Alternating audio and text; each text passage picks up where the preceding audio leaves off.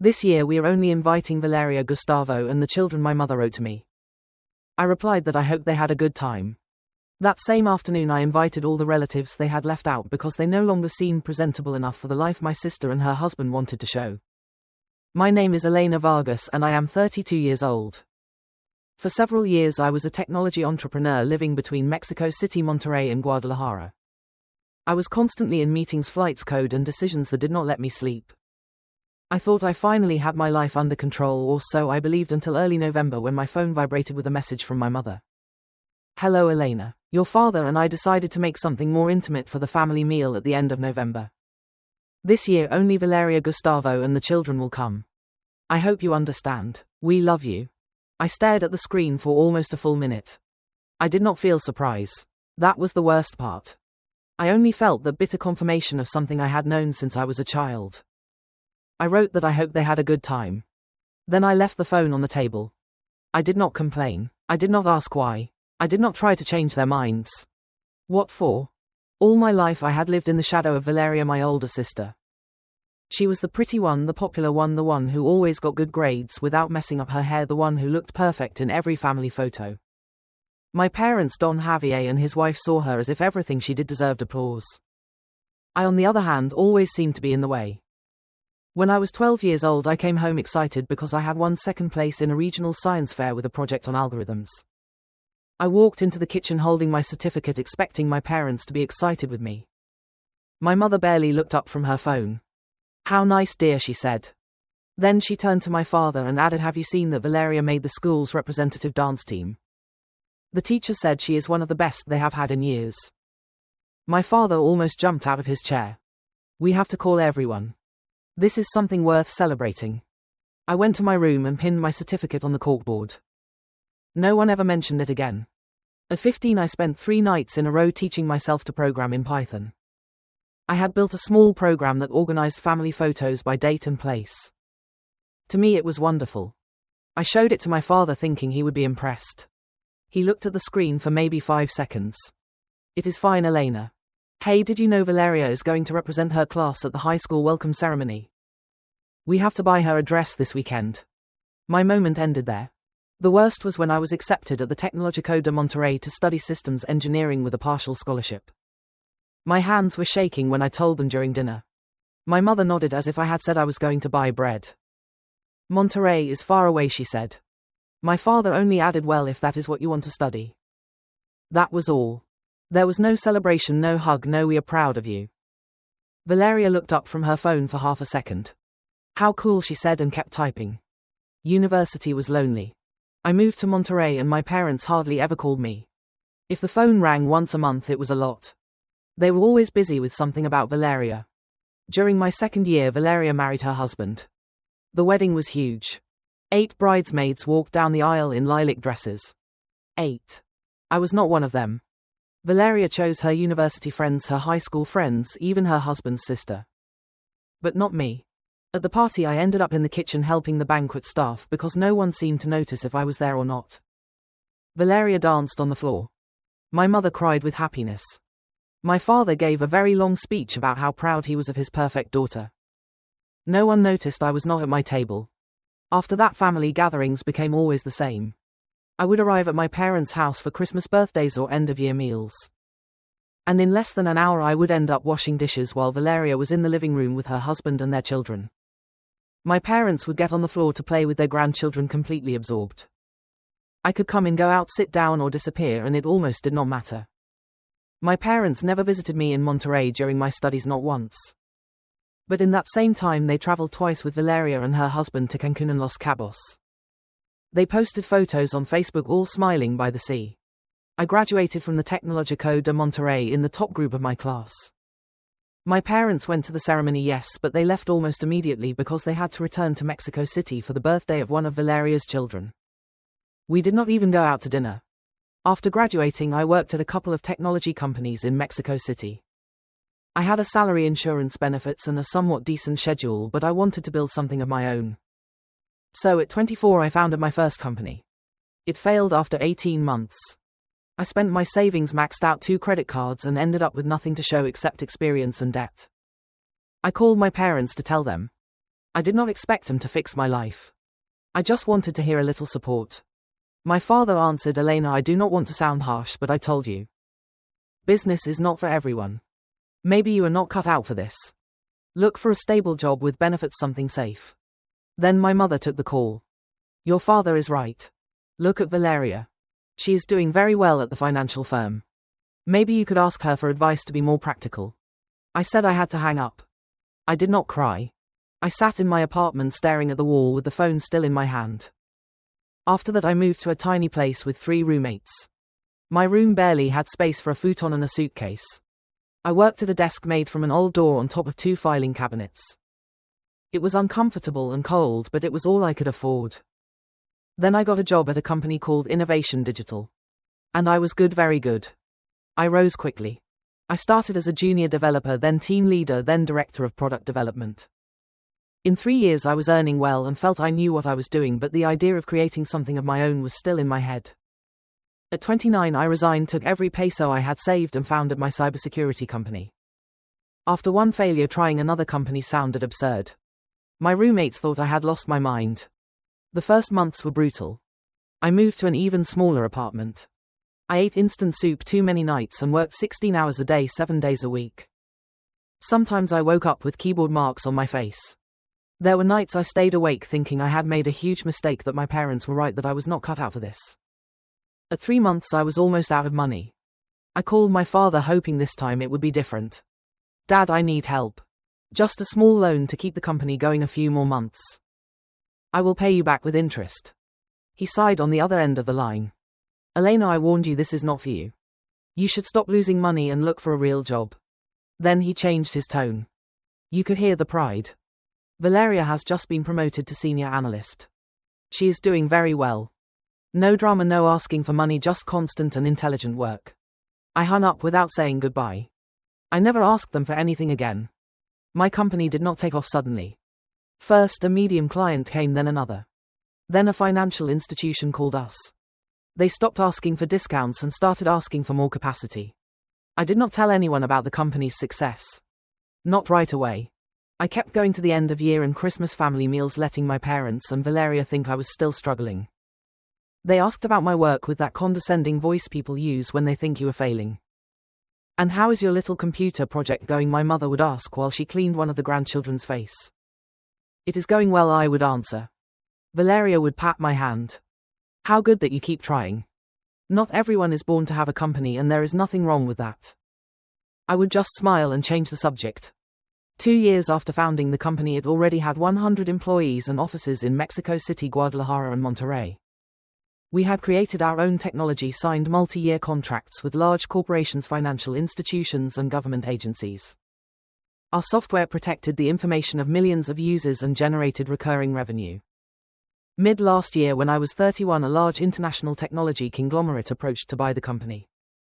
The negotiations lasted 4 months. I had lawyers, advisors and people in suits talking about valuations, market share, growth, licenses and future contracts. They bought the company for 5,600 million pesos. After signing the papers, I sat in the conference room feeling nothing, just numb. Then I returned to my apartment in Mexico City. I sat on the couch and laughed until I cried. Last Christmas I tried to tell them at my parents' house. I had barely started saying I had closed an important sale when one of Valeria's children spilled juice on the tablecloth. My mother ran for napkins. My father started scolding the child and Valeria said they would listen to me later. They never asked again. At the beginning of this year I bought a spacious apartment in Roma Norte. Nothing exaggerated, just a nice place with large windows and a bright terrace.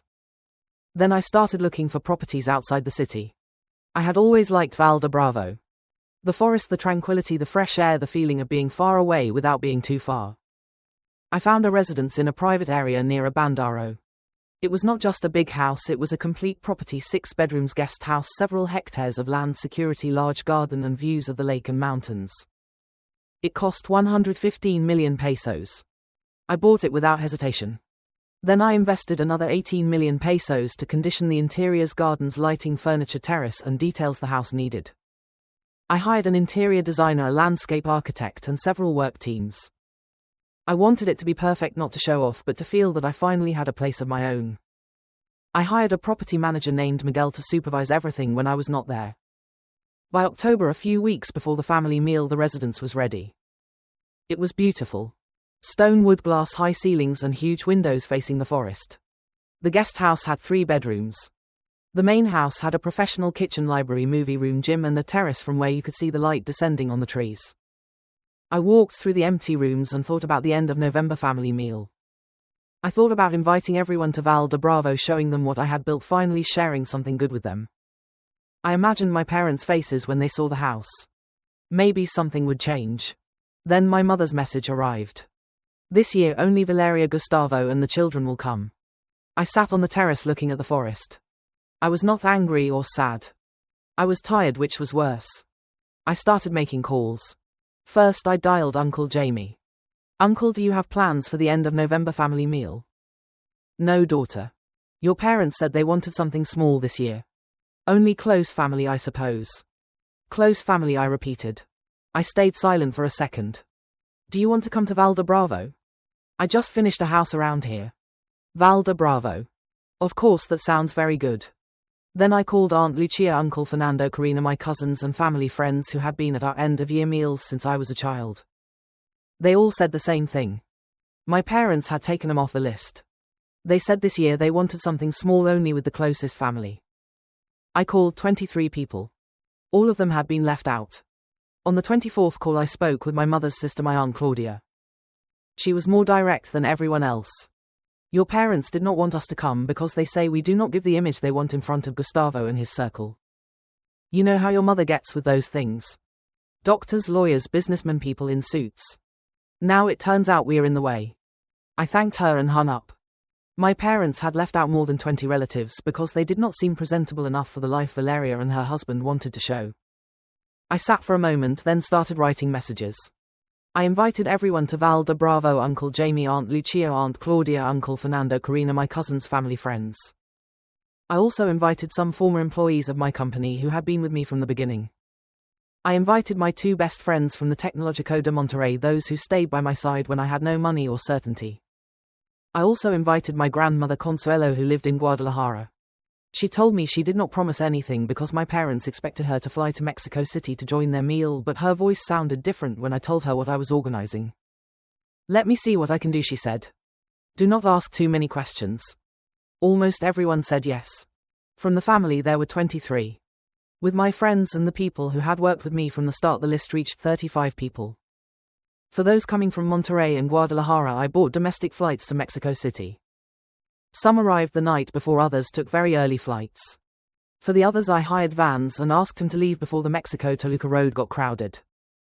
I reserved rooms in a nice hotel about 20 minutes from the house for those who could not stay at the residence or guest house.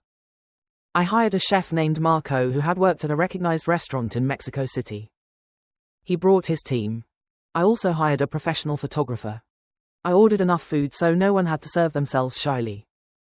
I went to every bedroom to leave personalized gifts.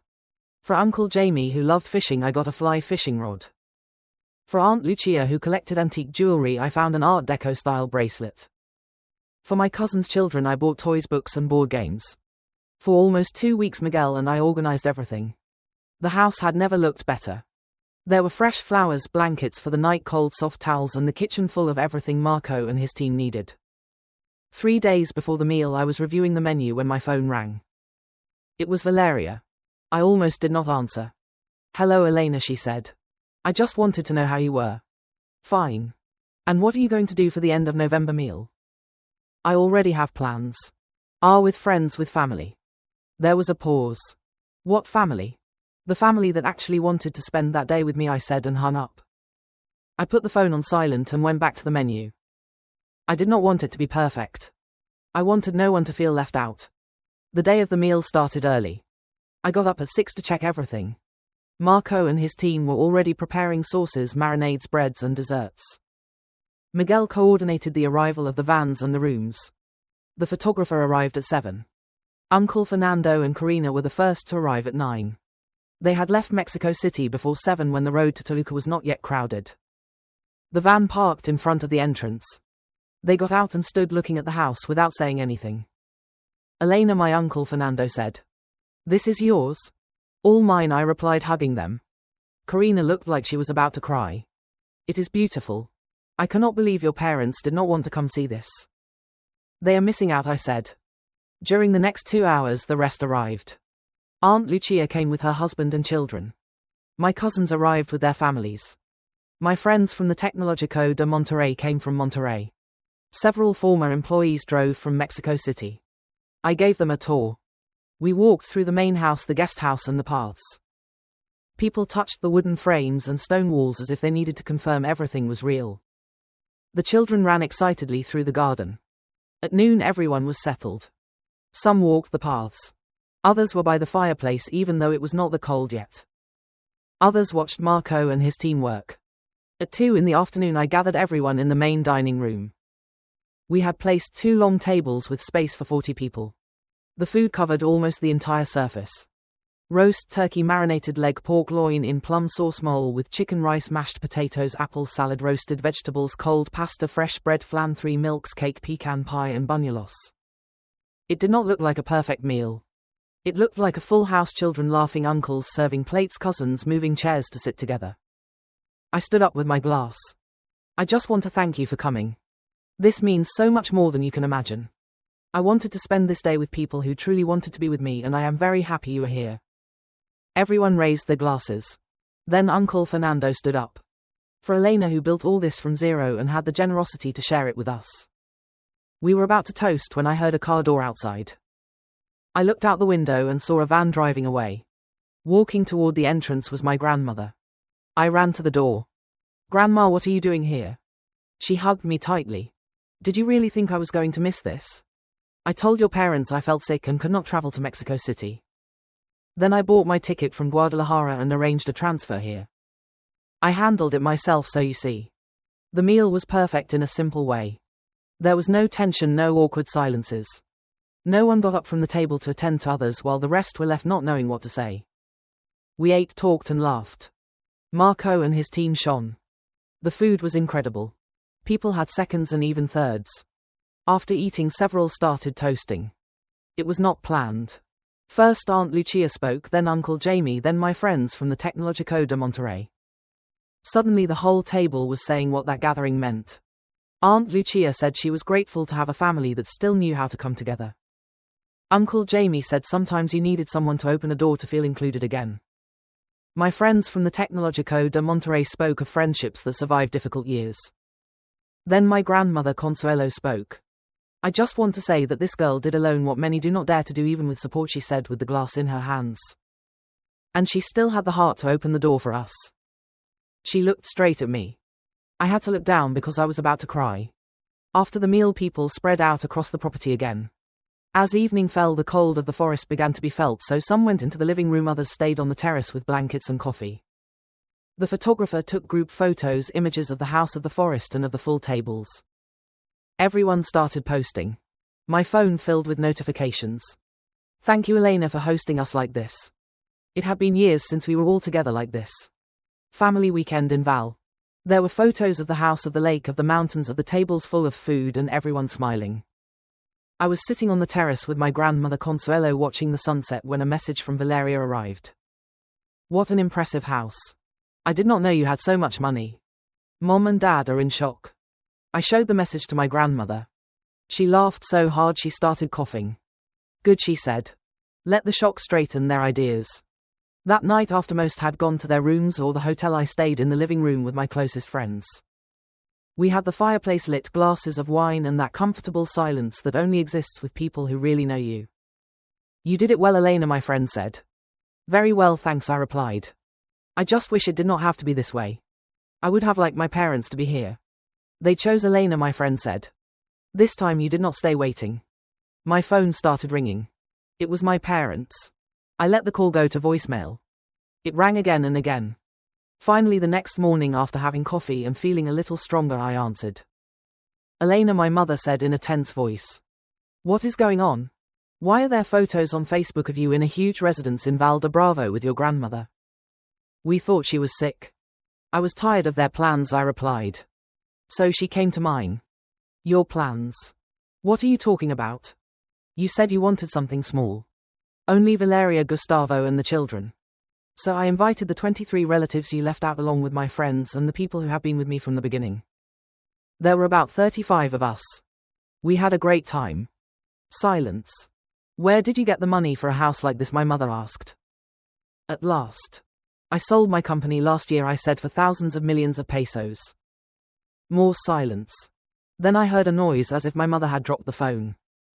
I heard my father's voice in the background asking what was happening. Then I heard her almost shouting. My father took the phone.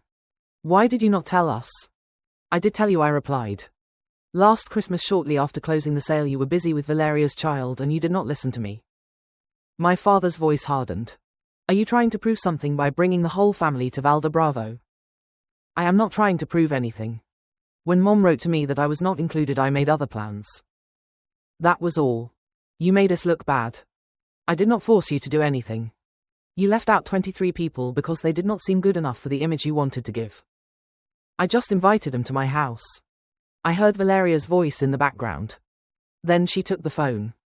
Elena, do you know how this looks? Everyone is posting photos. Our meal looks so sad compared to yours. That is not my problem, I said. Then I heard my grandmother Consuelo's voice behind me. Put them on speaker. I pressed the button. Mom, my father said. Are you there? Of course I am here, my grandmother replied. Where else would I be? No one said anything. You have taken Elena for granted for too long, my grandmother continued, always putting her in second place after Valeria.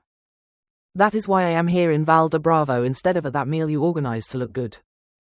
Elena built something extraordinary with her own work. You should feel proud, not uncomfortable. We are not uncomfortable, my mother said. But her voice sounded weak.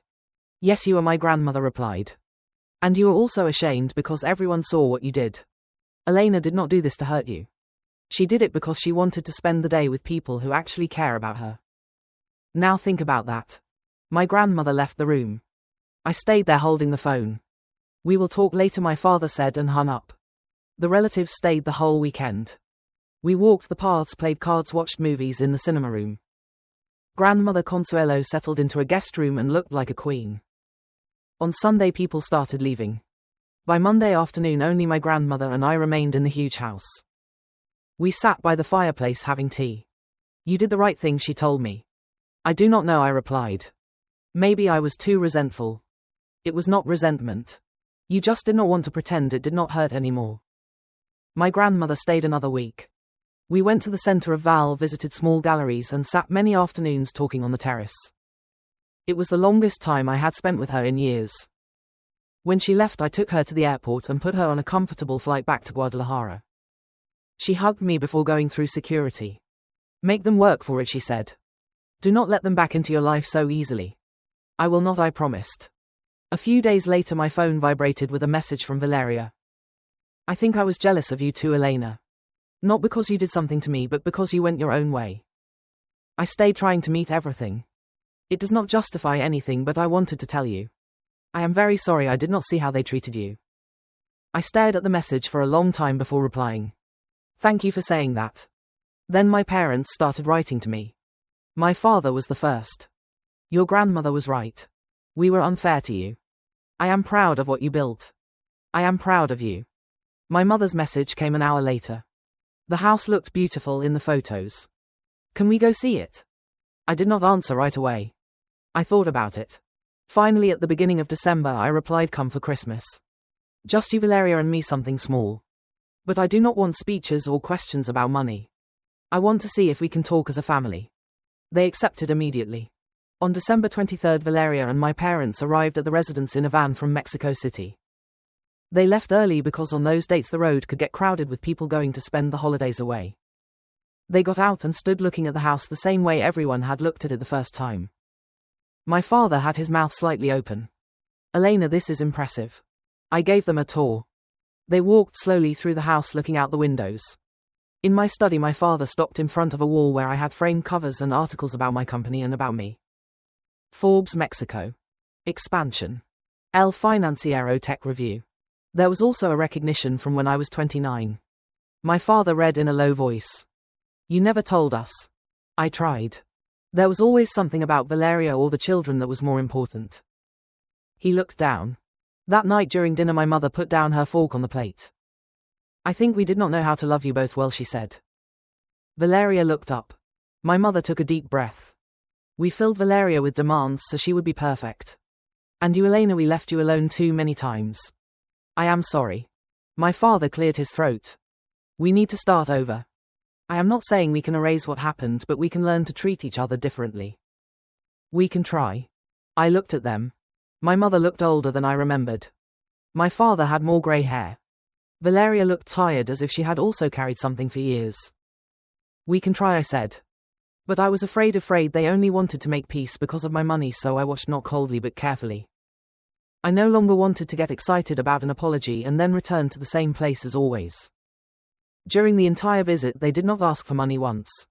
The following days were calm. We walked the cold forest paths, played by the fireplace, and watched Christmas movies.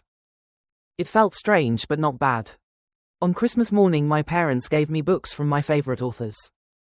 Real books, the kind I actually wanted to read. My mother also gave me 2 pieces of art for the house, paintings by a Mexican artist she had researched on her own. Valeria gave me a personalized painting of the Mexico City landscape scene from a high window. I remembered you said you liked the view from your apartment a lot, she told me. They were thoughtful gifts for me, not the generic candles or bath sets they used to give me every year. At dinner, my mother stood up with her glass. For Elena, she said, because she opened the door even though she had reasons not to. After dinner, my father hugged me. I am proud of you, he said. Not just for the house, for the life you built, for everything. 2 days after Christmas, they left. The goodbye was warmer than any I remembered. I stayed on the porch watching the van drive down until it disappeared among the trees. I did not know if one day we would be a truly close family. I did not open everything to them at once. I opened a small door. Now I talk to my grandmother Consuelo twice a week. I text with Valeria every few days. My parents call me once a week to see how I am. It is not perfect, but it is better. And for now, that is enough for me. For years I confused caring for my family with staying silent. I accepted being the one who helped in the kitchen, the one who did not appear in the important photos, the one who received a quick call when there was time left. But when my parents left out half the family just to protect an image, I saw something clearly. They were also choosing, and that time I chose to not to punish them, but to stop sitting at a table where I had to be grateful for any crumb of attention. Setting a boundary did not fix my story overnight, but it changed the place from where I was living it. Thank you for listening to today's story. Don't forget to like, share, and subscribe to support the channel. See you in the next story.